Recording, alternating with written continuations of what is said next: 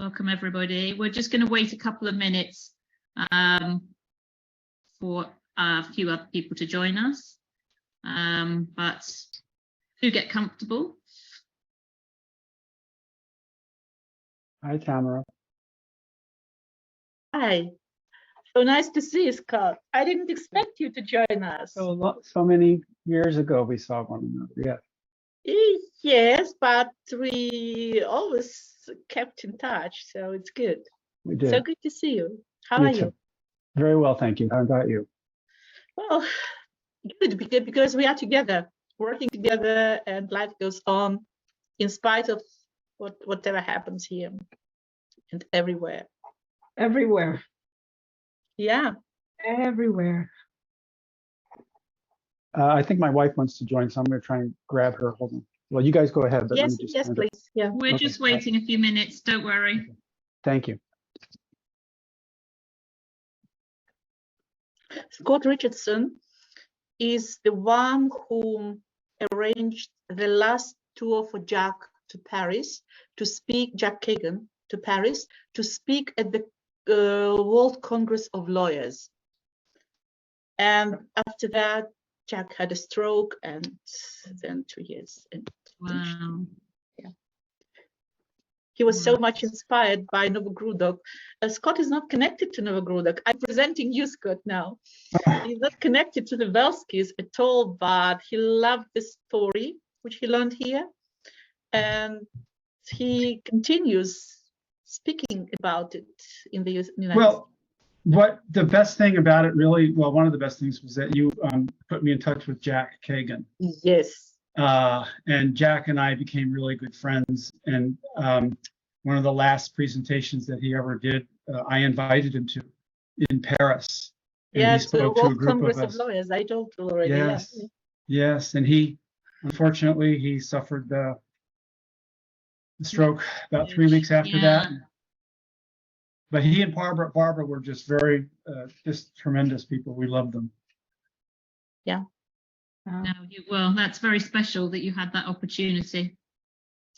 Yeah, and you made him happy because he had a great stage, you know, at that moment. Yeah. Well, yeah. Just very briefly, I don't mean to take up much of your time, but this was, everybody in the program was limited to 20 minutes. Jack took his watch off and put it on the lectern. And after about 20 minutes, 25 minutes, the MC of the whole thing started looking at me and saying, "Is he done?" And it kept on going a few more minutes, and they started to get really nervous. And finally, Jack turned towards Bob and said, "How am I doing on time?" And Bob said, "Unfortunately, we have to ask you to stop." And everybody in the room groaned and said, "Oh, no, please," because he hadn't really even gotten up to the escape. And, you know, anyway, he entertained a bunch of us later on at dinner that evening with the rest of the story. Yeah. Amazing. Where in the world are you, Scott? West Palm Beach, Florida. Oh, sounds like a nice place to be at the moment. Yeah. Yeah, well, you all are all over the world, right?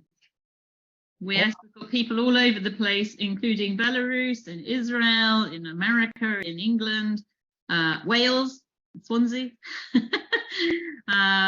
So yes, it was quite an international group here. So I think without further ado, Andy, who's my right-hand woman, was going to be letting people in, I think. Are you all right with that, Andy?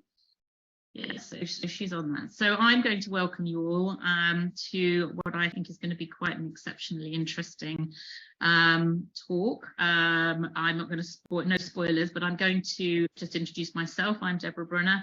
I'm based in Hertfordshire in the UK. I am the co-founder of the Together Plan charity. My other co-founder is based in Minsk, Artur Lifshitz, and he today has been baking matzah in Minsk, and there is a small film coming out about that in the next few days, so watch this space, it's rather exciting. So I'm going to do very little talking. My job here is to introduce our lovely speaker. We have the assistance of Sonia Shipak, who is a very valued member of our Together Plan team in Minsk. Give us a wave, Sonia. It just says the Together Plan Belarus, but she's there. That is Sonia. So Sonia is playing a key role on technical duties, and it is late there, so we really do appreciate your input. And I'm going to introduce Tamara Verchitskaya. I'm sure most of you know Tamara, but as a formal introduction, Tamara is a passionate Holocaust researcher with many years of experience. Previous roles include the position of director of the Novogrudok Museum of History and Regional Studies. She played a key role in the establishment of the Jewish Resistance Museum, a memorial exhibition on the former ghetto site dedicated to the tunnel escape and the Bielski partisans. Tamara has written many publications for both the Russian and American Holocaust encyclopedias and was a translator for the book of memoirs Surviving the Holocaust with the Russian Jewish Partisans by Jack Kagan and Dolph Cohen.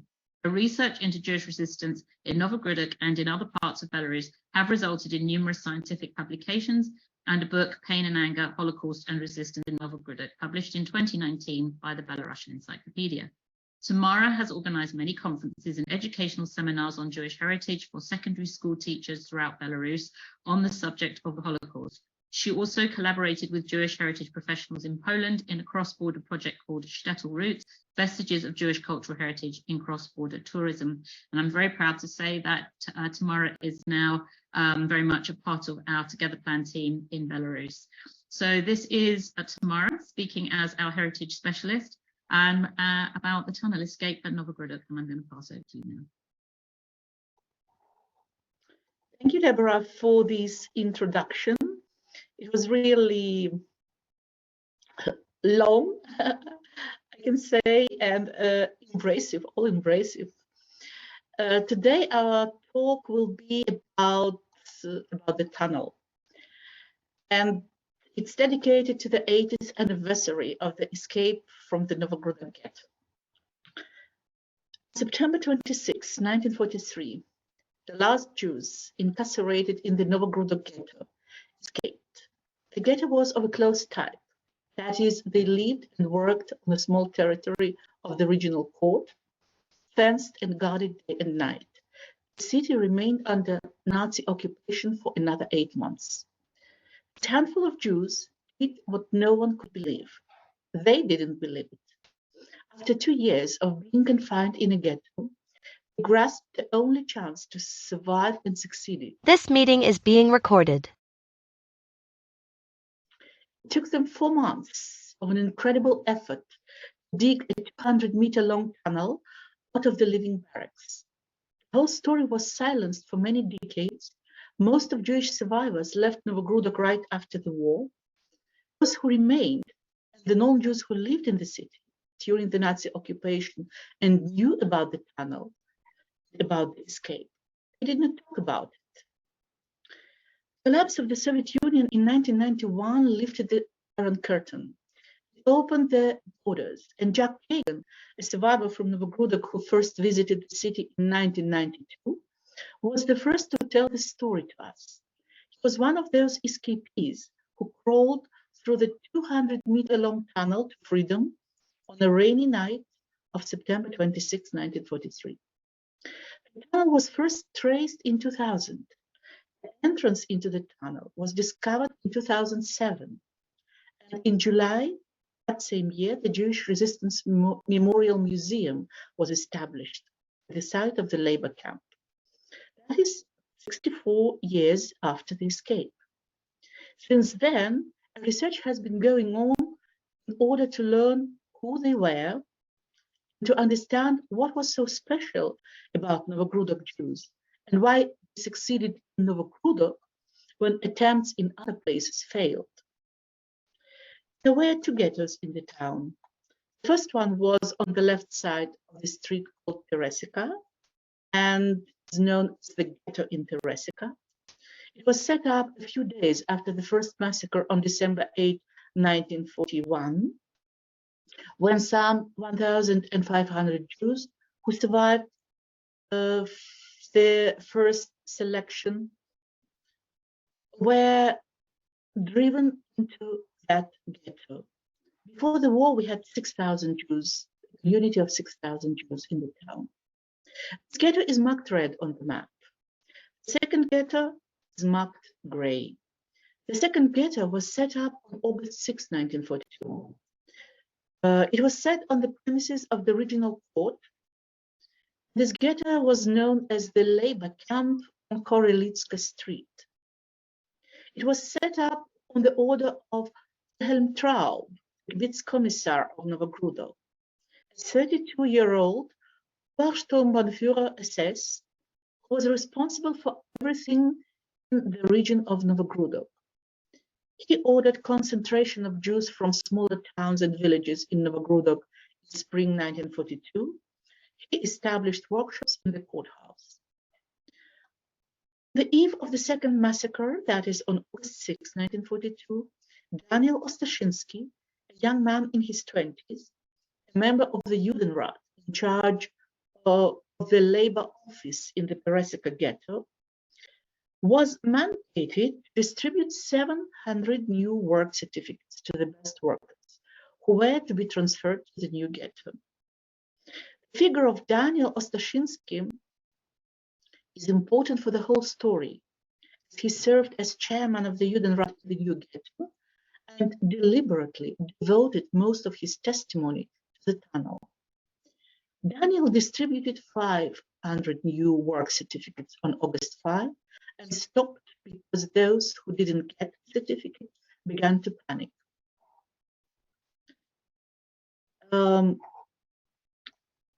He stopped, kept about 200 certificates undistributed for the next day.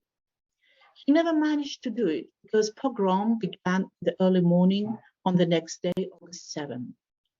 And those lucky who were regarded to be the best carpenters, tailors, and shoemakers happened to be not only specialists, but Dr. Kagan, coalition member, Volozhinsky family who were dentists, one nurse, 2 teachers, few people with higher education.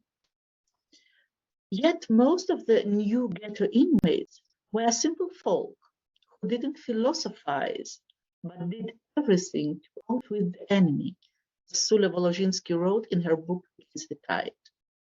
Most of them were in their 20s and 30s. Yet there were a few over 50. According to Betty Cohen, who researched stories of each tunnel escapee, one person was in his 70s. His book is in print now and will be published soon. Those selected to live as the best artisans would take their families to the new ghetto, but not little children. They arrived in the courthouse on August 6, 1942. The search for children was organized by the Nazis in the new ghetto on the next day, that is August 7. Benjamin Berkovich, the author of the only known diary from the Novogrudok ghetto, it was found in the archives of the Jewish Historical Institute in Warsaw in 2005. Some other survivors described what happened there on that day, when parents had to stand and watch silently as their children were killed before their eyes, and their bodies were tossed into a truck. They did not weep, writes Berkovich. Their hearts had turned to stone. 9 months later, the same people would start digging a tunnel out of the residential barracks and plan an escape. Before that, they had to live through another massacre, when half of them were killed a few hundred meters away from the courthouse. Lazer Leonid Zusmanovich is one of the 2 tunnel escapees who are alive today, the only escape participant living in Israel, as far as I know. He was one of the youngest kids who survived that search hiding under the bed bunk, while his mother and brother were murdered. Lazer thinks that the policeman who searched under the bunk looked straight into his eyes, but didn't do anything and went away. Lazer was 7.5 at that time. He was 8.5 years old during the escape. Lazer was in the ghetto legally, because children were not allowed. All ghetto prisoners had numbers sewn on their clothes. Lazer did not have a number and didn't get any food, not even a daily ration of 125 grams of bread and a plate of watery soup. He had to hide all the time and was swollen with hunger. His father, his only family, shared his piece of bread with the boy. The boy, who was a walking skeleton, helped hide earth from the tunnel, carrying it in a bag sewn by tailors in the workshop and scattering it in the attic where he usually hid during the day. Once he sneaked out of the ghetto in the evening to ask for food in the house of a Christian who lived on the other side of the road. Miraculously, he managed to crawl back into the ghetto unnoticed under the barbed wire, while his comrade was caught by the guards and severely beaten. Born in 1934, Lazar Susmanovich lied about his age when, after the escape, he and his father joined a partisan detachment, Belarusian Avenger. He pretended to be 13 when he was 9 and was awarded a medal, Partisan of the Patriotic War, second degree. Far from everybody who was in partisans got awards, what could the 9-year-old boy do to deserve his medal? Nothing special. As he said in the interview, he simply did whatever was required the best way he could. He pastured horses and milked cows, helped in the kitchen, delivered partisans to their missions in a horse wagon, etc. He was just very diligent in fulfilling all the tasks. That's what Lazar and everyone else, whom the tunnel was the only hope, who supported the idea of the escape, did in the ghetto in the best way they could. They stole instruments from the workshops for the night to work in the tunnel and returned them to the workshops in the morning. The smiths made instruments to dig and buckets to take the earth out of the tunnel. They stole wood from the carpentry workshop to build supports inside the tunnel. They constructed a trolley and made wooden rails for it.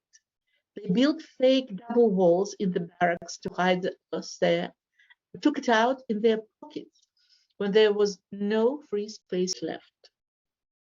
They provided extra food for the tunnel diggers while being hungry and starving themselves.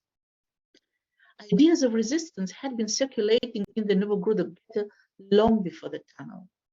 There were several attempts to escape in winter and in spring. They all failed. A group of 6, including Ankel Nevachovich, Moshe Burstein, Gal Yoselevich, Chaim Leibovich, Shmuel Kalachik, tailors refugees from Poland, and Daniel Ostashinsky, a member of the Judenrat, were planning to lock the guards in the house in which those were stationed, open the ghetto gates with a duplicate key made by Melech Berger, and escape at night.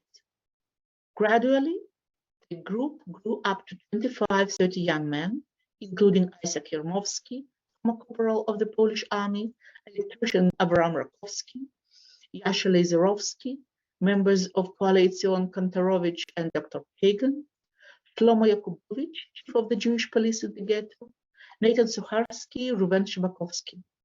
They were divided into 3 groups of 10 people each. The armament consisted of 4 grenades, 2 carbines, and 5 pistols. They obtained them through a police officer. His name was Boltut, he was Polish. He was one of 24 local policemen who guarded the ghetto. Yet, nothing happened to this plan. The old people in the ghetto objected. They called the young and the active people the group that wants to die beautifully. They saw it as a suicide plan. Daniel Ostashinsky explains in his testimony, our basic assumption was, as I said at one of the meetings, we cannot talk about saving the population of the entire ghetto. We can only talk about one thing. Let's talk about eliminating the ghetto at a time that suits us, at a time when we are ready for it, at a time when we have some weapons in our hands, at a time when we have a chance. It is better than waiting for the Germans to supervise the liquidation when they are stronger and more numerous than we are, and when we are surrounded and there is no real chance to escape. So this plan plans were in their heads all the time, but in the situation where most of the prisoners did not want to escape, the group planning the escape began spreading rumors that partisans might come and free the ghetto one night so that people would have time to think about where to go and how to survive outside the ghetto fence. They kept looking for a solution that would satisfy both parties. It is at this time that someone suggested digging a tunnel.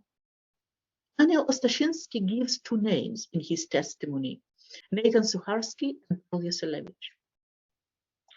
Nathan Suharsky was a tinsmith by profession. Everybody called him Notke. Notke was active in community life.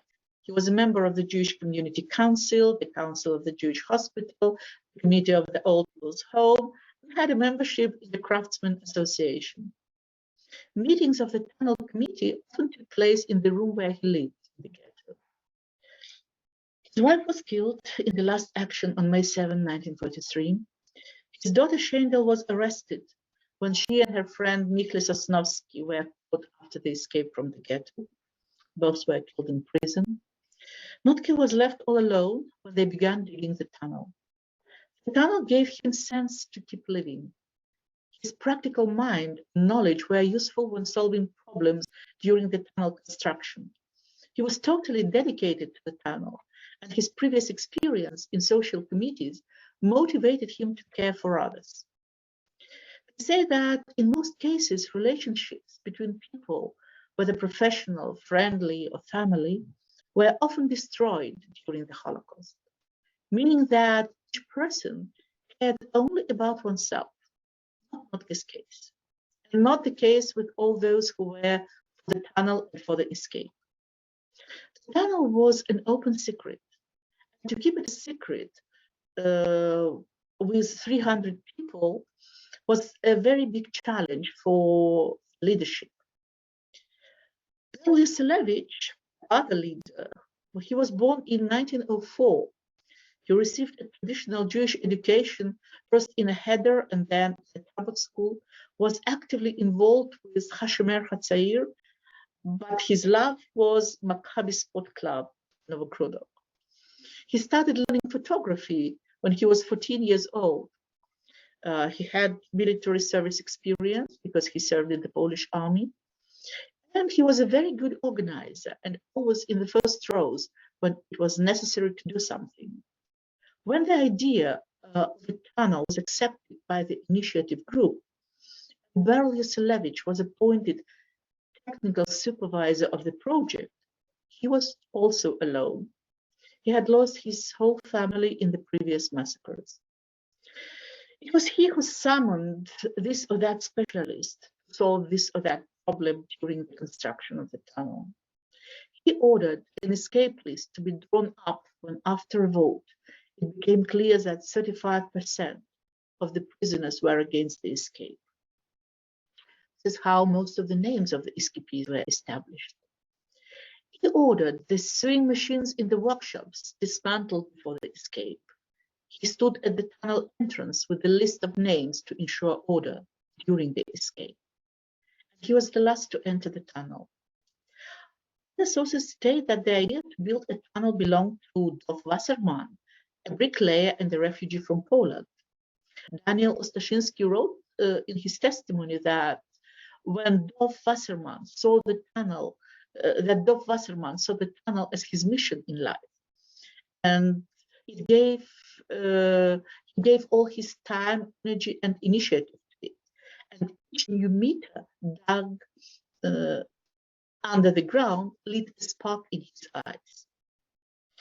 There are other names to whom the idea of the tunnel is attributed. Zaidel Kushner also writes about Rachmiel as the author of the idea. And we have Rachmiel Leibovitz, a shoemaker from Zhetel, on the escape list. Might be him.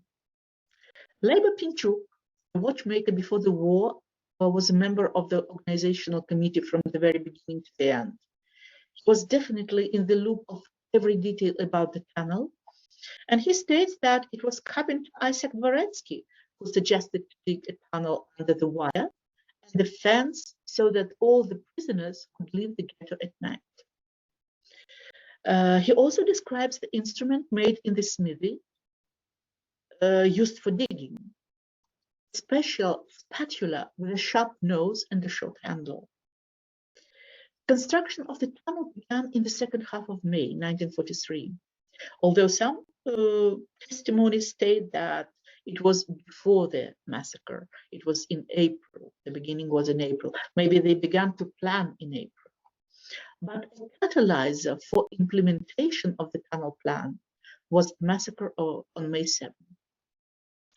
According to the German archives, 375 people were killed in that last action.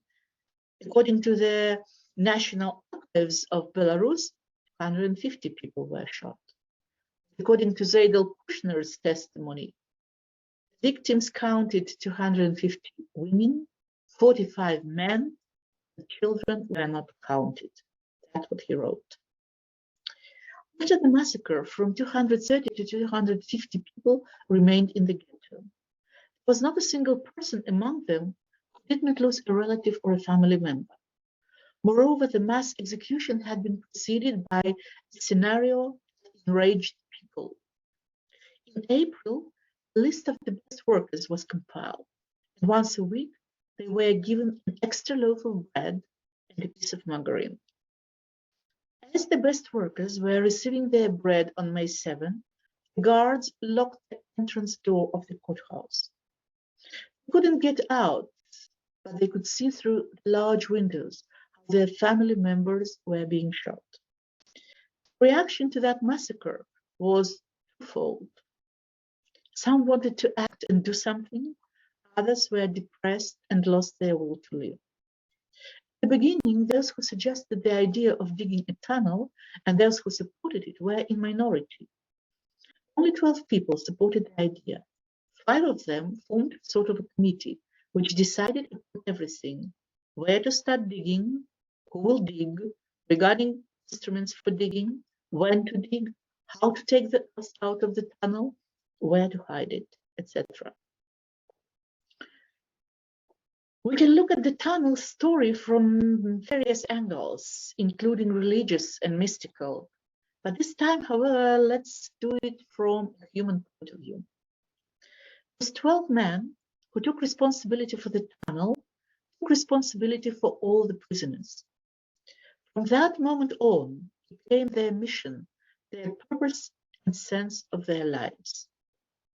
On the other side of the medal was strict organization of the process. The circle of those involved broadened immediately.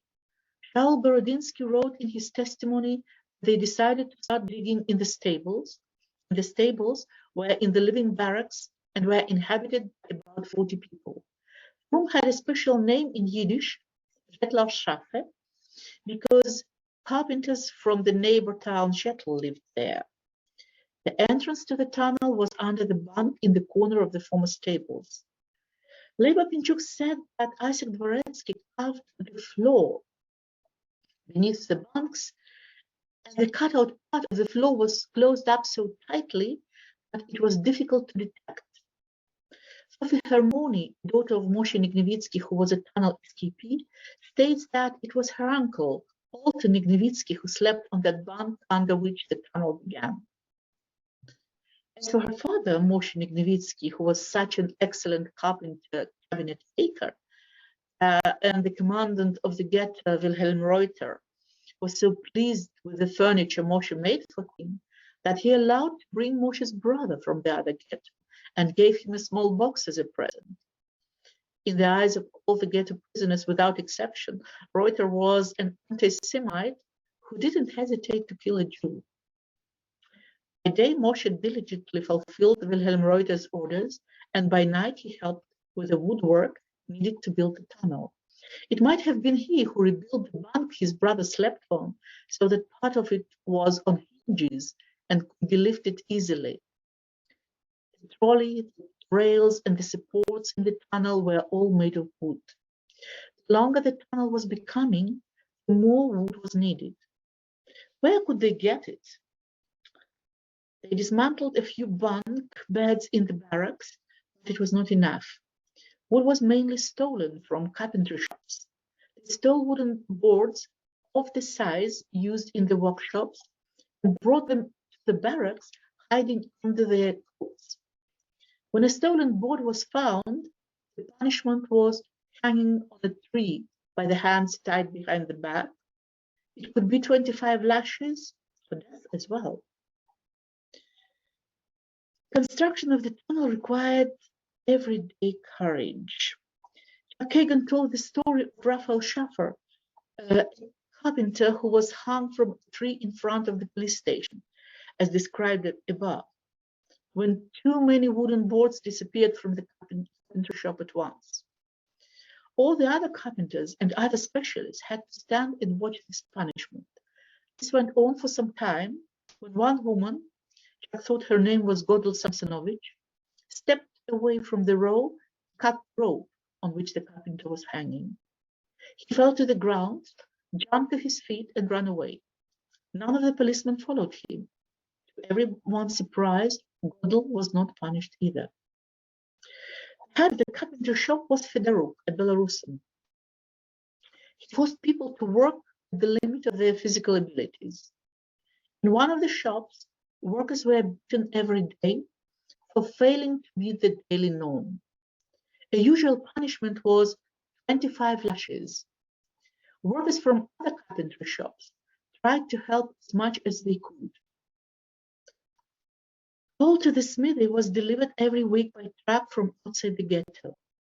Truck driver Mikhail Korshun, a Belarusian, didn't mind when a couple of shovels went missing during unloading, or when a sandwich, a pack of candles, or a piece of electrical wire disappeared from the cabin. He suspected that something was going on in the ghetto, yet he didn't know what. Some other instruments, like drills, were borrowed from the carpentry shop for the night needed. It was the responsibility of Salak Yakubovich, the chief of the Jewish police in the ghetto, to appoint tunnel diggers. The role of the Jewish police in any ghetto was to maintain order in the ghetto. That is, to force other Jews to do as the German administration demanded. The Judenrat and the Jewish police usually worked closely together. The punishment for not fulfilling their duty was death. Thus, the entire first Judenrat of 12 men in the Peresika ghetto was killed for breaking one rule. The Jews were not allowed to eat meat under the Nazi occupation. Yet, the Judenrat allowed a cow to be brought into the ghetto before Passover. The cow was slaughtered, and the meat was distributed among the ghetto inmates. Everybody was killed. The second Judenrat, appointed by the Nazis and the Jewish police in the Peresika ghetto, was different. Reuter, who was responsible for Jewish affairs in the Gebitz Commissariat Novogrudok, promised that their lives would be spared. They worked closely with the German administration. Jewish police guarded the ghetto. It was the Jewish guards who guarded the entrance gate, and they did not allow anyone suspected of belonging to a resistance group to go outside the gate for water, because escapes often occurred when people went for water. Yitzhak Levin writes in his testimony that when Leib Davidovich, who lived in the same house as he, was about to flee into the woods, a Jewish policeman came to their house, took Davidovich's jacket, boots, food, and beat him. According to Yitzhak Levin, Max Rachkovsky, the Jewish commandant of the ghetto, he was brought to Novogrudok from Karelichi, where he worked for the administration of the ghetto. And the Jewish police did not give people a chance. So Rachkovsky and the Jewish police didn't give people a chance to escape when it became clear that another massacre was approaching. It happened on August 6, 1942, when the ghetto was closed and the columns of workers were not sent to work as usual. They didn't let anybody but those who could pay, and the payment was 10 rubles in gold. On August 7th, when the ghetto was surrounded by the Nazis and the police, Rachkovsky personally helped get children into the truck that was taking them to the killing site. The police searched for those hiding in their malinas and tried to entice people out of their hiding places, saying that the program was over.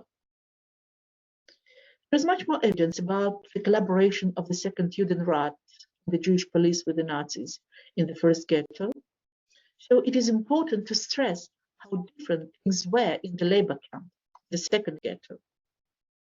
On August 6, 1942, 500 Jews who worked in the workshops in the courthouse since February were marched to their workshops to work. And they were not allowed to return to Presika that day.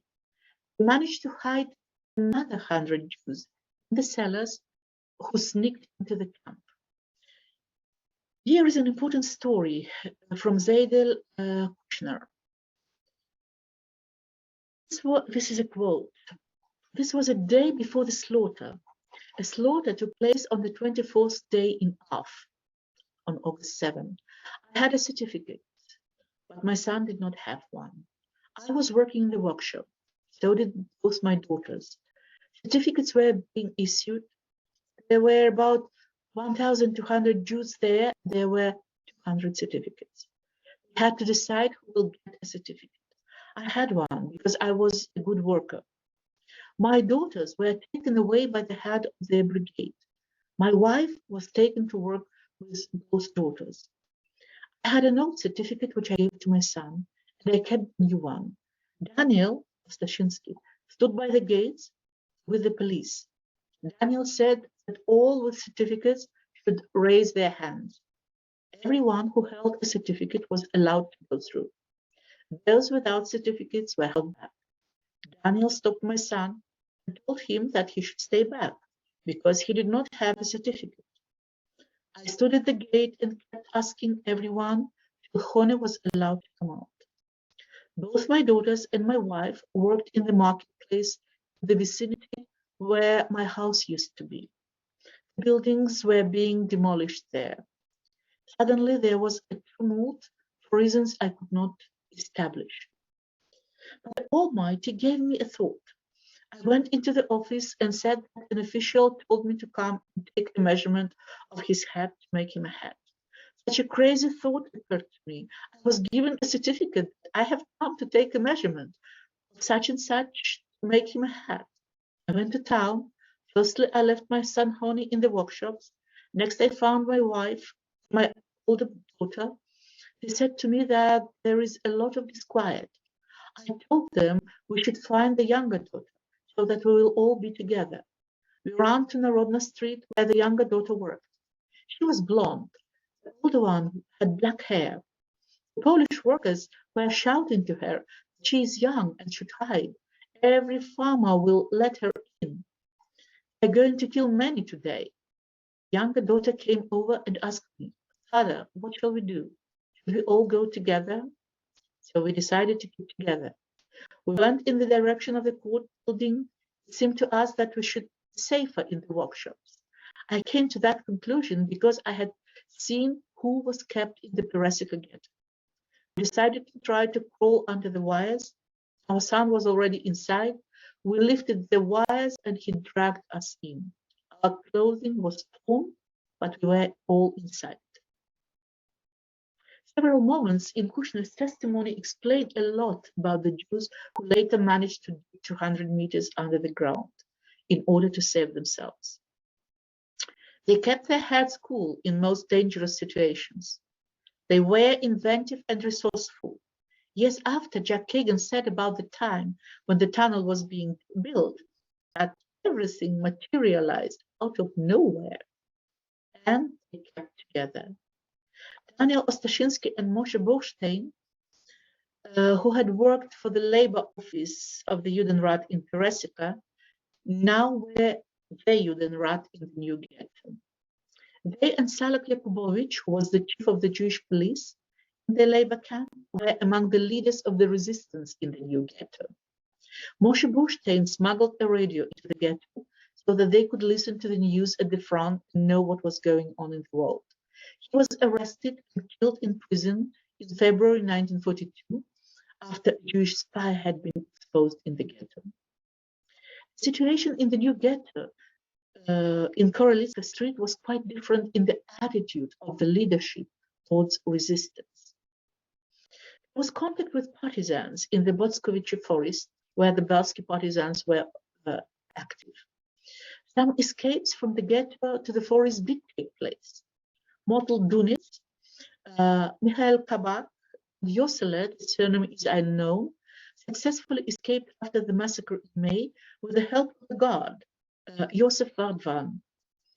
Mikhail Sosnovsky and Shegel Suharsky, who escaped approximately at the same time in April, maybe a bit earlier, were denounced and died in prison. The punishment for the escapes was a death sentence. Relatives and roommates in the ghetto. Sarah Yakubovich wrote in her testimony that families were shot in June 1943. They were the Izikovich family, 3 people, and the Berkovich family, 4 people. The tunnel became the only hope after those unsuccessful escapes. Salak Yakubovich, who like Daniel Ostashinsky was in his 20s, told people when it was their turn to dig and when they should take turns. He would decide when who would dig, who would remove and hide the earth, who would stand on the ladder, who would carry small bags full of earth, and other necessary tasks. 50 shorter and stronger men were chosen as tunnel diggers. They worked in pairs, each pair several hours a day. They dug from 6 o'clock in the morning to 5 o'clock in the evening. Everyone who wanted to volunteer could do so, but digging was no easy task. The tunnel was dug under a meter-thick layer of clay. It was dark and damp inside the tunnel and difficult to breathe. Its size was defined as 65 centimeters at the top and 75 centimeters at the bottom, and between 70 and 90 centimeters in height.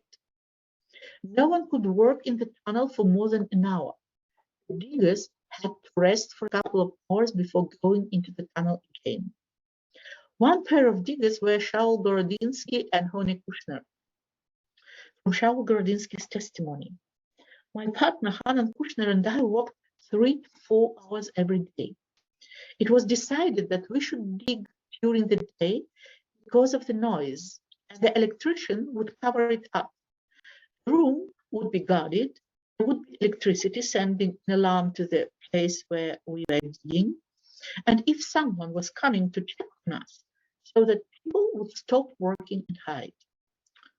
What Shaul means in that is that when diggers worked inside the tunnel, there was always someone standing near the window and watching. And if a guard, a German, a stranger approached the building, a signal was passed to the diggers to stop. Shaul writes that it was an electricity signal, that is, the light inside the tunnel began to blink or went out, and some others wrote that it was a bell tied to the rope, which rang when someone pulled the rope. There were situations when someone came to check, got within a few meters of where we started digging, when they were still digging inside. All solutions to the problems were suggested by practical minds. Everything came from a common understanding of specialists and ordinary people, each of whom contributed from their own personal experience. Shaul wrote that they started to work, but there wasn't enough oxygen from the entrance. They needed light inside. They lit an oil wick, but because of the lack of air, the fire kept going out. So they had to widen the entrance to give access to oxygen. Over time, the tunnel was electrified with a single circuit. It was Avram Rakovsky who did it. He was an electrician by profession, one of the 4 electricians in the ghetto. The other electricians were Gershon Michalevich, who short-circuited before the escape, which turned off the searchlight on the courthouse and plunged the entire area around the tunnel into darkness. The third one was Max Potashnik, and the 4th electrician was a power plant mechanic, Chaim Belarus. They managed to connect to the cable that run through the ghetto and bring light inside the tunnel. A piece of wire from that electricity was found during the archaeological search for the tunnel organized in 2012, when about 50 descendants of tunnel escapees came to Novogrudok. And there were 3 survivors among the group as well. And one of them was Israel Kalachik, who was a tunnel digger and knew everything about the construction of the tunnel. He confirmed that it was a wire from the tunnel. These artifacts now in the exhibition of the Jewish Resistance Museum in Novogrudok. Another solution came from Lenka Portnoy, who suggested how to make ventilation and supply air inside the tunnel with the help of chrome pipes. The pipes were of such a size that they did not stick out above the ground and were invisible. They had to dig holes in the ceiling of the tunnel to keep from suffocating. Keep in mind that the ceiling was clay and it was 1 meter thick, and they had to penetrate through this 1 meter clay. The holes were about 10 meters apart. From time to time, they pushed sticks through the holes to ensure a straight line so that the tunnel didn't zigzag. After all, the people who dug didn't know the exact direction, and some of the organizers watched from the attic these small sticks that marked the direction and, if necessary, corrected the tunnel line. From the very beginning, the tunnel's construction, Itzhak Dvoretsky, a carpenter by profession, he was a project manager, a designer. He designed carts, simple platforms on wheels to take the earth out of the tunnel, and they were dragged on ropes from opposite sides. Tailors made them out of cloth, since they had no thread or real rope. In July 1943, Dvoretsky was transferred to the death camp in Poldicheva, along with a tailor who was on the tunnel committee, and Yankel Krigan, saddle maker from Novogrudok, who was responsible for the ropes, and 7 other specialists. Their jobs were handed over to others, and work continued. Because the carts didn't work well, and the earth was scattered all around, Hirsch Shkolnik, a carpenter from Karelichi, was ordered to make a trolley, a box on the wheels, 50 to 55 centimeters. There were many other specialists involved. Carpenter Notke, who was known for making skis, was truly a first-rate carpenter and architect in carpentry. He suggested how to make wooden rails for the carts, specially built to transport the earth when it became too difficult to remove it in bags. He invented a lot of wooden structures for the tunnel, boards, supports, rails, carts, etc. Hiding the earth was a problem they had to solve from the beginning throughout the whole tunnel construction. When there was no more place left in the attic, the barracks, where they could hide the earth from the tunnel, and no more room between fake double walls, it became everybody's duty to tuck it away in specially sewn coat pockets and scatter it somewhere on the territory, the cellars, throw it into the water well. That's how the tunnel became an open secret, which made the task to keep it a secret priority number 1. It was probably the biggest challenge for Daniel Ostashensky, who became the chairman of the Judenrat, and for Beryl Yoselevich, who was appointed to supervise the project. Construction of the tunnel in a closed guarded camp for 4 months, so that the guards would not notice anything, took place under conditions of mistrust, when everyone was afraid and suspicious of everyone, afraid of the Germans, the Goyim, and the Jews, according to Mordechai Mordechovich, who was 18 years old at the time of the escape. There were Jews who could not be trusted, he wrote in his testimony.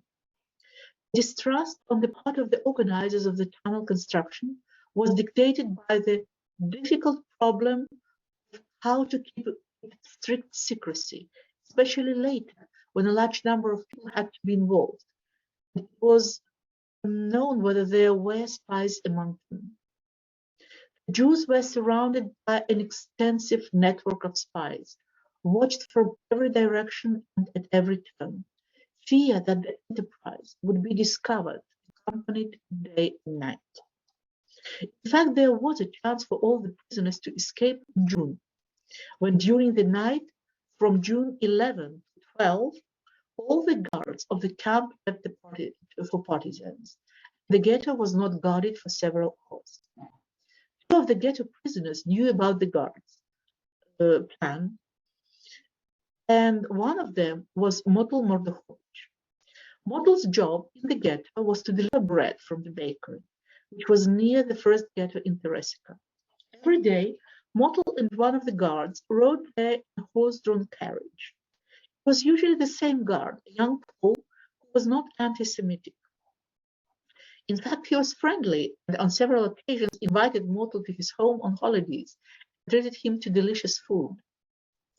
Pole told Motel that the guards were going into the woods at night and invited him to join them. When Motel shared the news with people who lived in his room, they didn't believe him. They thought it was a provocation and tied Motel. This is how he spent the whole night. The other person who knew about the guards leaving for the woods was Fania Dunetz. Fania was 23 years old at that time.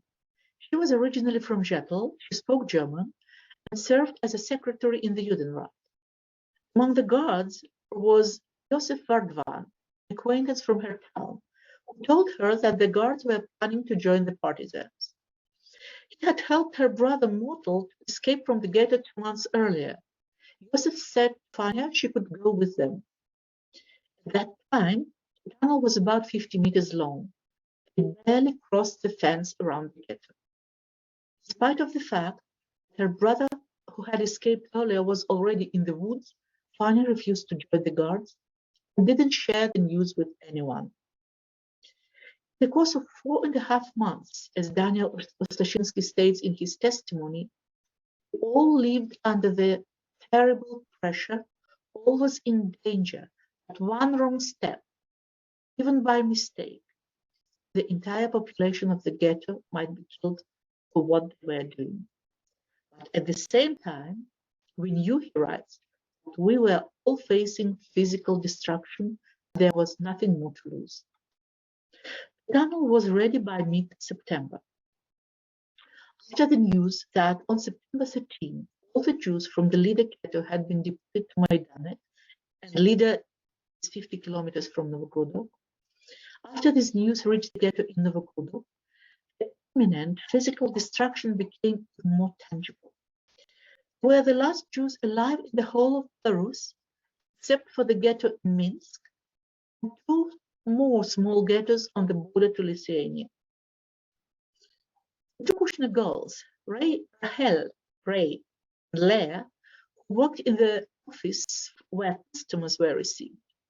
The workshops in the ghetto served local population. Ray was 20 and her sister was 16. Their job was cleaning and washing when customers came to order a pair of shoes or a dress. Their job was to go to the workshop and call a shoemaker, a tailor, or a seamstress. They were not allowed to talk to customers, but they had ears. That's how they overheard someday in September 1943 a Russian prisoner of war who collaborated with the Germans and came to order 5 dresses. They knew she was a German spy. She wanted her dresses to be made quickly. When she came for fitting, she urged the seamstress again, saying the latter would be killed, no matter whether she finished the dresses or not. The chief of the jail came to the workshop to make hours for his boots. When the shoemaker asked about the news, he said that he had been ordered to prepare 12 rooms for 12 specialists in the jail. It was the decision of the Gebietskommissar Traub to leave a small number of specialists alive and to get rid of the rest. Yushka Shnoch, a shoemaker from the ghetto, was ordered to paint 2 rooms in the jail intended for workshops. It was the week before Rosh Hashanah. These rumors precipitated the escape from the ghetto. However, the real push to escape was the news about Wilhelm Kuber, the Gauleiter of Belarus, who had been assassinated on September 22. He was at the head of the civil administration that governed half of Belarus, known as the General Commissariat of Vice-Hotanian. News reached Novogrudok on the next day, September 23. It's a miracle how news traveled from ghetto to ghetto. Everybody awaited punishment for that act, that is liquidation. Discussion about the escape took place on Friday, September 24. Decided to escape on the 26th. Many people objected to the escape, so the question was put to a vote. The result, 65% were in favor of escaping through the tunnel, while 35% were against it. It was decided to guard people who were known to be ardent opponents of the tunnel. So everyone was on guard and everybody watched everybody. Among those who objected to the escape was Sarah Yakubovich, whose husband, Dr. Yakubovich, had been wounded in the leg and could hardly walk. She made it a condition that someone carry her husband 100 meters when he came out of the tunnel.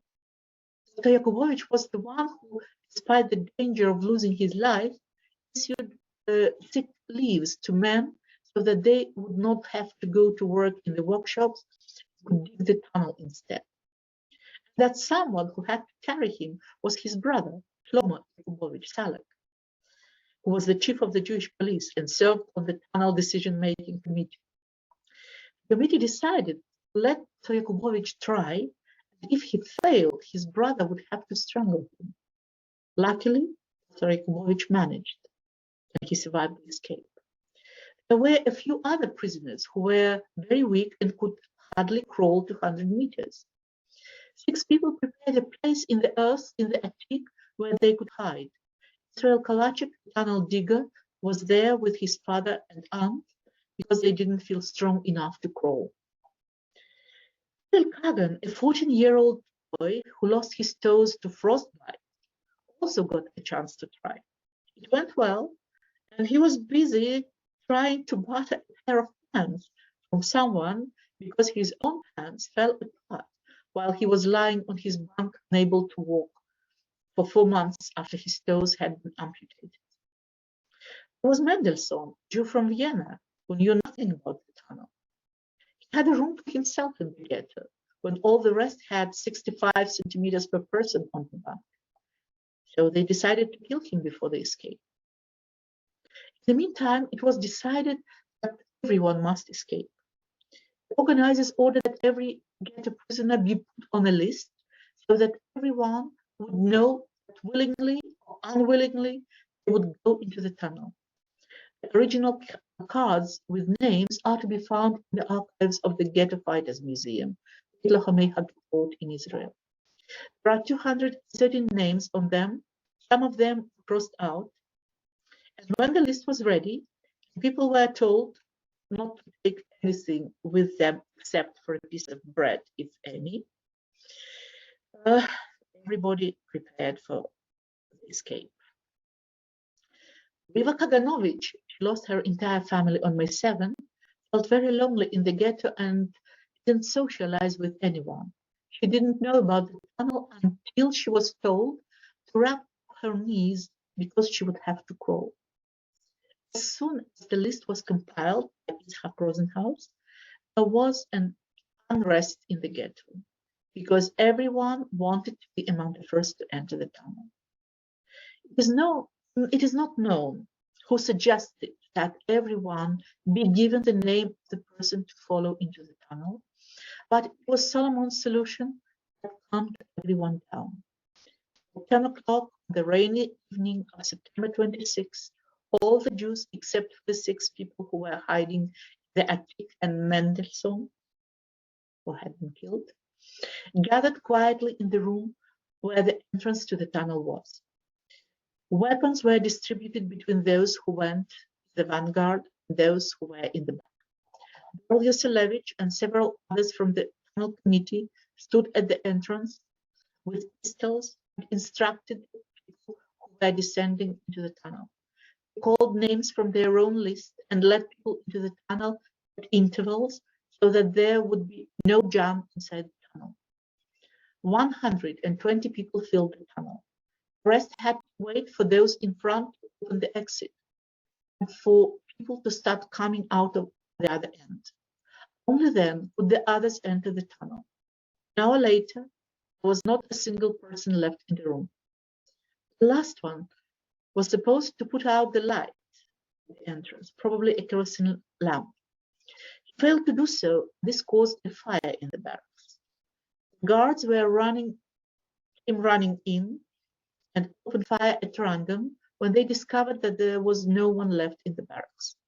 Many Jews were still inside the tunnel, but they managed to get out because the guards did not dare to go into the tunnel or to pursue the escapees at night. Peter Cohen, who wrote a book about the tunnel escapees, had established 129 names. 128 people survived the escape. 59 were killed. Another 33 people regarded presumably murdered. And what happened to 10 people still remains unknown. Has the research finished? No, it doesn't look like it will ever end. And at the moment, her book is in the publishing house, and Batya keeps researching some more people. For example, the name of Yoshki Shnoch from Zaidel Kushner's testimony is not on Batya's list. So, what makes the tunnel, the escape in Novogrudok, special? It was the longest tunnel ever built from the ghetto during the Holocaust. And it was the most successful escape among many attempts in various countries. More than half of the escapees survived the escape in the Novogrudok. Why did Novogrudok Jews succeed? Here I would like to quote Sarah Yakubovich. It is worth highlighting this unity among Jews in the ghetto in general, in the inner life of the ghetto. Unity in spite of different opinions. A small group didn't give up and led all the rest to freedom. Judenrat, the Jewish police, were among the organizers of the resistance. And it was a tunnel for all, which was absolutely crucial for the success. Well, thank you for listening to this story, which is only part of the story.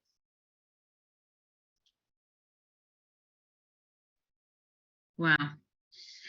Tamara, thank you so much for so much information and really such a powerful, powerful story of survival. It's hard to know what to say really after that. You really are an expert, and as you said, we have Betty Cohen in Israel, who is also doing so much work for her book, and we're going to hear from Betty later on in the year, who will be giving us a talk because her book is being published and launched later this year.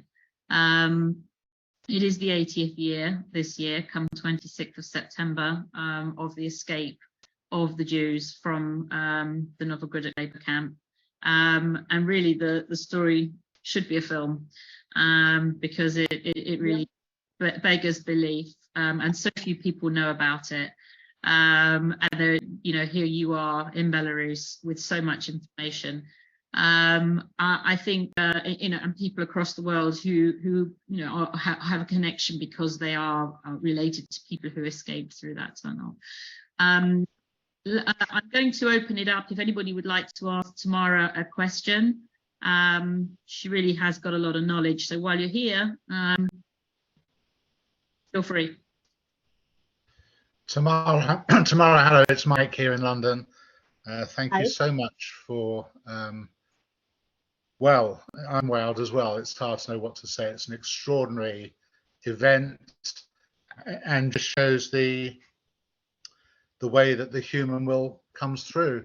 I just have a simple question for you. Do you know when the book is being published? The book about the escapees, which Yes. Betty Cohen. Well, let's ask Betty. She's with us here. Okay. Okay, the publisher promised that it will be completed by the 80th anniversary, which is 26th of September. I hope it will by that date. If not, if it won't be that date, it'll be very close. Thank you. Betty, just while you're there, just say a little bit about the book, because I know we're going to hear from you later in the year, but while you're here, just tell us a little bit about it.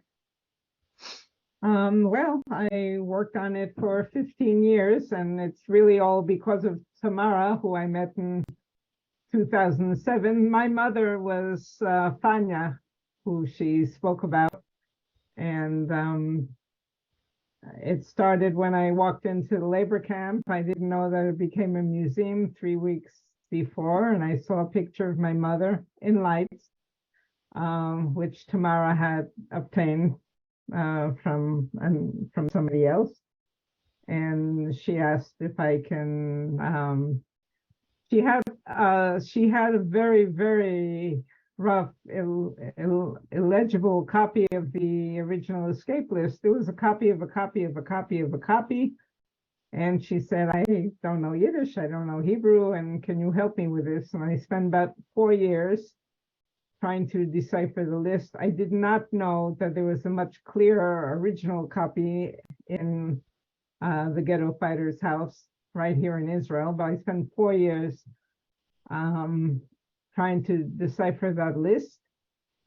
And by the time I deciphered it, I said, well, I know so much about these people because I found the names from testimonies and interviews. And I said, well, okay, I'll write a paragraph on each person. But the stories were so amazing that it became a book, and I devoted it was 15 years of my life devoted to this. I worked with a genealogist who tracked down original documents, and we found the second generation all over the world in real holes all over the place. And most of them did not know about the tunnel or never heard about the Bielskis, and I had to educate them about their own families. One guy said, you must be mistaken, you have the wrong person. And I said, I don't think so. I said, was your grandmother Rachel and your grandfather was Yaakov? And he said, yeah. I said, well, would you like the Red Cross file on your father? He said, well, you can send it. So I sent it. He said, no, can't be. My father was sick and weak, and he could never have participated in a tunnel escape. He could never have been a partisan. And to this day, he doesn't believe it. So I had to track down the children to tell, and I would call and tell people I'm writing this book about Novogrudok, and where's that? Where's Novogrudok? And Belarus, where's Belarus? Is that a city in Poland? So I had to do a lot of educating of the second generation about their parents and their own families. But I needed them to tell me the second half of the story, what happened after liberation. And they were pretty amazing stories. Most of them rebuilt their lives and had families. And now I have a whole new family of second generation people. And when my son got married, I had a table, just the second largest group of escapees was from my mother's town, which was ghetto. And at my son's wedding, I had a table just of second generation from ghetto and Novogrudok. There were 22 people at that table. And had I invited people from all over the world, there would have been a lot more. And it's been quite a journey. And I could not have done it without Tamara. I mean, she was the seed. And how many pages is your book? Sorry? How many pages is your book? Well, it's about, including photographs, it'll be around, 800 typed pages. I imagine it'll be much shorter when it's typed. Well, shorter. I don't know how much. And I had trouble finding a publisher because of the length. I had another publisher, but they wanted me to cut it in half, and I couldn't cut this in half. I felt too important. I eventually did find a publisher who said it was really good research, and he won't cut out anything. So I'm looking forward to it. We all look forward to your book. As are we, absolutely. Unbelievable, Betty. You're a detective. I'm very excited for your book. When I look at it and all the details and all the documents, and I don't know how I did it. Well, thank goodness you did. Honestly, I think it's a miraculous thing, really. Truly amazing, very exciting. Looking forward to your talk, I have to say, later in the year. So yeah, is anybody else got any more questions for Tamara, for Scott? Deborah, yeah, thank you. Betty, a great pleasure to meet you. I'm very much looking forward to the book. This story was introduced to me by Tamara in 2009 when I visited Novogrudok. And at the time, she was the director of the museum there. And she took me to this place that I had never heard about. So I was there, I saw the barracks, I saw the entry to the tunnel. I went down to the site where I believe Jack's mother and sister were killed, the monument that you showed us earlier.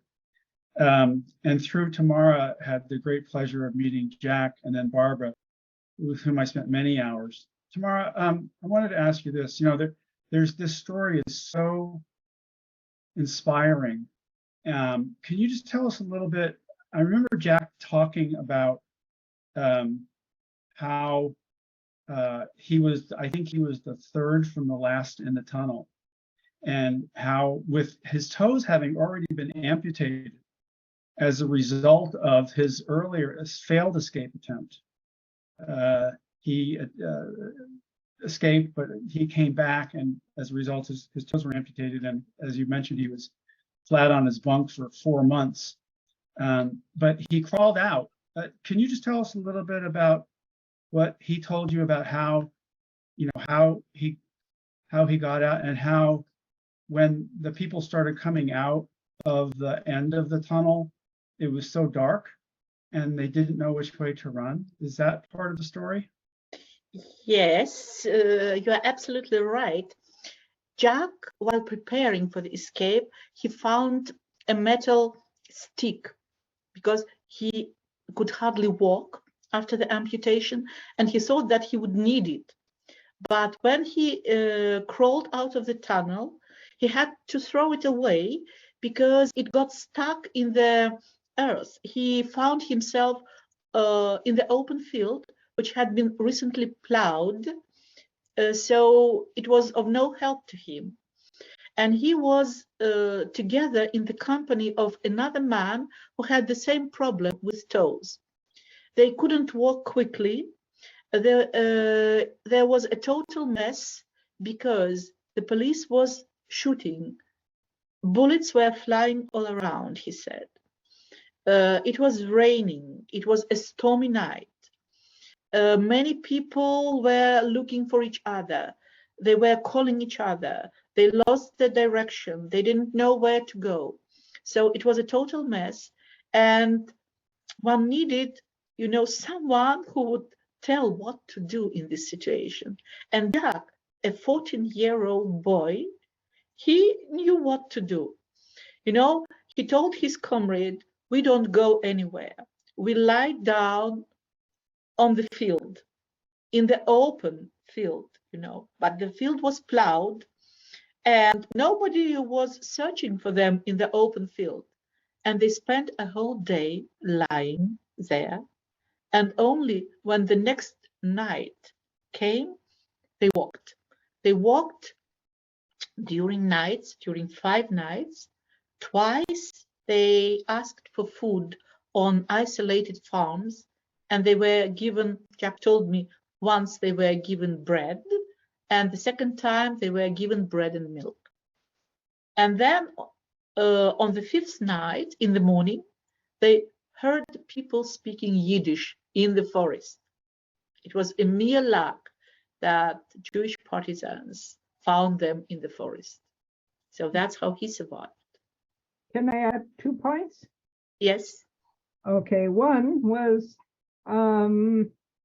even though, people were talking about how the closest way to get to the Bielskis, he said to Pesach Abramovich, the other fellow, we're going to go the same way.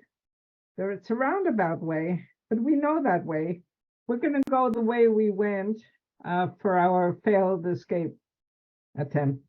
He was together with Pesach during that attempt. So nobody else went that way, so they were not looking for them the way they went.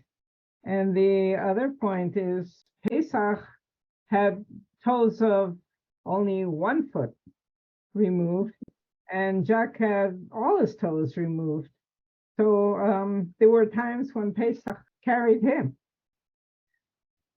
Yeah, because he was the less disabled. Jack said that his feet were bleeding, his toes were sticking out of his shoes, of his torn shoes, so it was a problem for him to walk. But you know where they went to? That place which they knew from their previous escape, the Bobrovsky house, and there was no house. When they came there was no house. That's why when we were planning our memorial to the writers at the Bobrovsky house, at their place, I knew that during the first escape, the Bobrovskys were there. They helped Jack. They gave him a plate of hot soup. And during the second escape in September, the Bobrovskys were not there anymore. They were killed. Now I know that they were killed on February 8, 1943. You know that the liquidation of the ghetto took place on February 4 in Litovka, and the Bobrovskys lived near Litovka. 4 days later, someone denounced that they were hiding Jews, and they were searched. The Jews were found, killed, and the Bobrovskys as well. So everything is interconnected. I'll tell you another little story about Jack Kagan. So for those of you who have read his book, there are photographs of his family in the beginning of the book. When I read the book, and if you haven't read it, I highly recommend it. In fact, I can show you what it looks like because I've got a, hold on, I'll show you. It looks, oops, sorry. It looks like this. So this is surviving the Holocaust with the partisans, with the Russian Jewish partisans. So in the book, there are, this is from it says hats on for this bit because we do it we have a program called Making History Together for 12 and 13-year-olds. And we do a little exercise about this book, telling the story of Jack.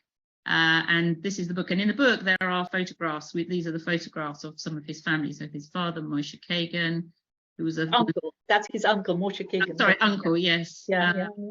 And then Uncle Notka. So all these pictures of members of the family. And when you read the book and you realize how absolutely terrible what he and his cousin, because they survived, what they went through, I couldn't get it out of my head as to how do you have these photographs? How do you, like, when you've lost everything, you're in a ghetto, you escape through a tunnel, you live in the forest as partisans. How can you then years later write a book and have photographs? Everything's gone. Well, and I met him. I managed to find him, and years later in London, I invited him to come and give a talk, and he walked through the door and I said, I need to ask you a question. And I said, how did you have these photographs to put in your book? And he said, I had them in my hat the whole time. And I was like, wait, what? You were in a labor camp, you escaped through a tunnel, you were in the forest. I said, yes, I had them in my hat the whole time. Unbelievable story. Unbelievable. If not your question, we would have never known it, because I haven't asked him. I didn't ask him about that. His son didn't know about it either. Michael Kagan, his son didn't know about it. I told Michael about it. It drove me crazy. I had to find him. I had to ask him this question. And he told me, which is why we do an exercise with 12 and 13-year-olds where we get them to wear a hat. And we talk about the importance of the things that they have in their life that we take for granted, photographs, ritual items, you know, and they really understand it. It's an amazing exercise. Jack came to London because he had a cousin who came before the war. So I would have thought, if I didn't just hear what you said, that he got the photos from her. Just like the only photos we have are photos that my great-grandfather sent to one of his sons who lived in New Jersey. I have a question. Jack wrote about his cousin in London, but he never spoke about any relatives from those side of the family who may live in London today. Yeah, we need to find them. We need to find them. I know where they are. I know where to find them. He lived with them for a few weeks, I think. What was so interesting, he was such an interesting guy and very humble. And he made such a success when he emigrated to London and became a businessman and also a philanthropist. I believe that he financed the Holocaust memorial at the Imperial War Museum in London. But anyway, when we were in Paris, the site of the conference was the Intercontinental Hotel. And when we were sitting there waiting for him to give a speech, he said, you know, after he escaped and he made his way across Europe to finally London, he said, you know, if you look out the doors of this hotel and you make a right, about 100 yards from there is where I stayed a week on my trek from Belarus to London. And it was just, so after the presentation, we walked out and walked right down the street. It's just amazing how life gives you the opportunity to meet such amazing people. Absolutely. What brought you to Novogrudok? I was teaching at Belarusian State University College or University of Law in Minsk. I'm a lawyer. I was teaching Belarusian law students some of the aspects of the American legal system, and I wanted to know more about Jewish history. And it's just fortuitous that my guide connected me with Tamara, and we spent the day together, and then that's how I met Jack, through her. Yeah. We have some other second-generation tunnel escapees with us and survivors from Novogrudok. I see Alex Kritz here. Hello, Alex. Hello. Hi, Alex. See Rita Stanley written. Rita was here in 2019 in Novogrudok. Yeah, but she's invisible. She's away. She's not on the screen. Hi, Rita. Don't know whether she's there. So I think what we'll do is we'll now start to bring this to a close. I think this has been an extraordinary talk. I cannot thank you enough. For those of you who are still on, I just want to sort of say a few words about the Together Plan. Just because for those who don't know, so the Together Plan is a charity based in the UK, and our mission is community capacity building in the former Soviet Union countries through the lens of Jewish cultural heritage and education, with a current focus on Jewish Belarus. Our vision is that Belarus's 700 years of Jewish history will ultimately be acknowledged globally, and Belarusian Jews and non-Jews will feel empowered to participate in citizen-led programs that will bring history into focus. In this way, self-sustaining projects will ultimately help Belarusian Jewish communities to gain recognition and thrive. And we do have an American 501c3 now. For anybody who's interested, we exist in the States as the Jewish Tapestry Project. We have another talk in this series dedicated to the 80th anniversary of the escape from the ghetto in Novogrudok. That is coming up later next month. Andy, what date is it? If you're there, you can just tell me the actual. April 30th, I think. The 30th April of 30th. April. 30th, Yeah. 30th, yes. Yeah. Just to give you the sort of the blurb on that, determination to survive against all odds is the theme of the true experiences of Joseph and Chaim Abramovitz.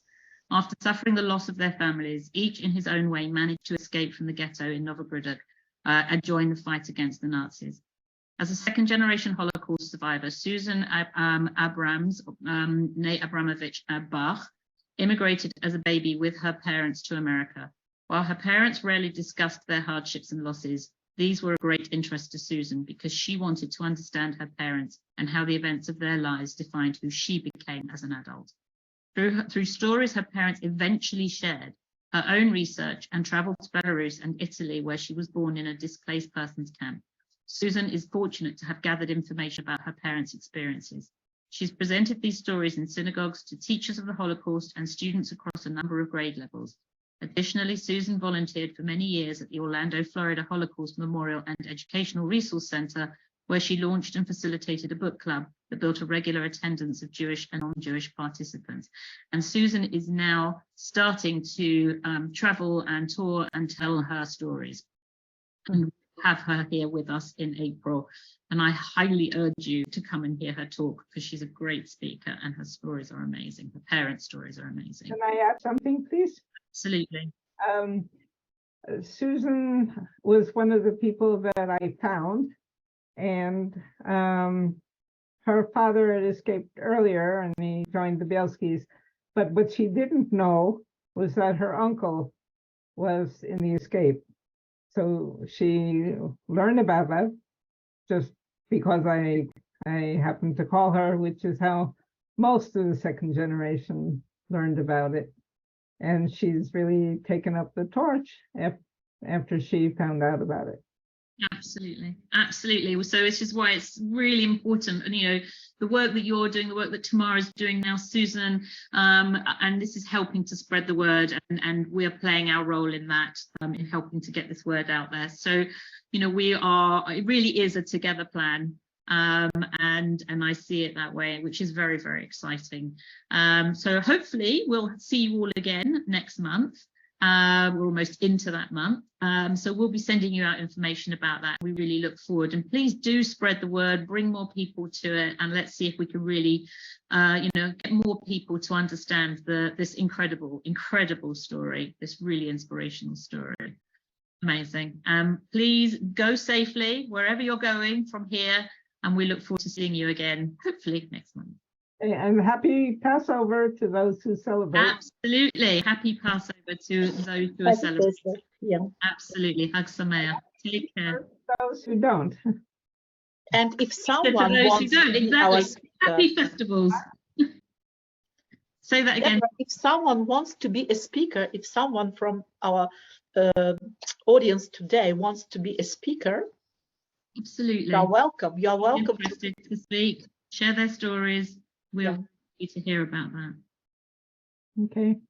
Thank you, Deborah. Thank you, Tamara. Thank you all. Tamara, so nice to see you again. Thank you, everybody who came to be with us. Nice. Thank you. That's Thank really you, nice. everyone. Bye-bye. Thank you all. Bye. Bye.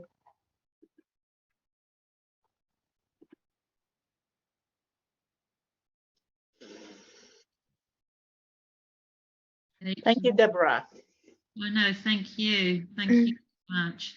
Thank you, Sonia. It was very Yeah, thank you, helpful. Tamara. Yeah. But I got stressed every time when I missed this slide. You did Yeah. very well. You really It's okay. did well. It's okay. Oh, there's Rita. Oh, Rita, I was looking for you. Please unmute your microphone just to say hello. Hello, everybody. So nice to be here and to meet you. Hello, how are you? Hi. I'm good. But Tamara, I love seeing you. I'm so happy that you're part of the Together plan, and there'll be more gatherings, even if we're not together in Belarus, but in our hearts, we're together here. Yeah, I'm very happy to be with the Together plan because there's so much work to do together. And I do hope that we'll have another gathering when the situation allows. As soon as the situation allows, we'll organize a big event. But I will say our hearts are always together. Yeah, we are always together. Yeah. Once met, we keep in touch. Yes. Good. Then we stay together, and that is the Together plan. See, it's a great. Yeah. Really Everybody be well. You too. You Hopefully too. You come to our too. next one. We look Yeah. forward to seeing you again. Yeah. Thank you. Take Bye. care. Bye. Bye-bye. Bye. So well done. Well done, everyone. Tamara's gone. Well done, Sonia. Thank you very much for your. Yeah. Thank you. Thank you You've so been much. so busy today with the last one and this one. So go to bed, have a drink, relax. Yeah. I have to sleep. The recording has Yes, stopped. I got sick and now I have no energy at all. Oh dear. Well, I wish you better. Go rest. Yeah. Thank you so much.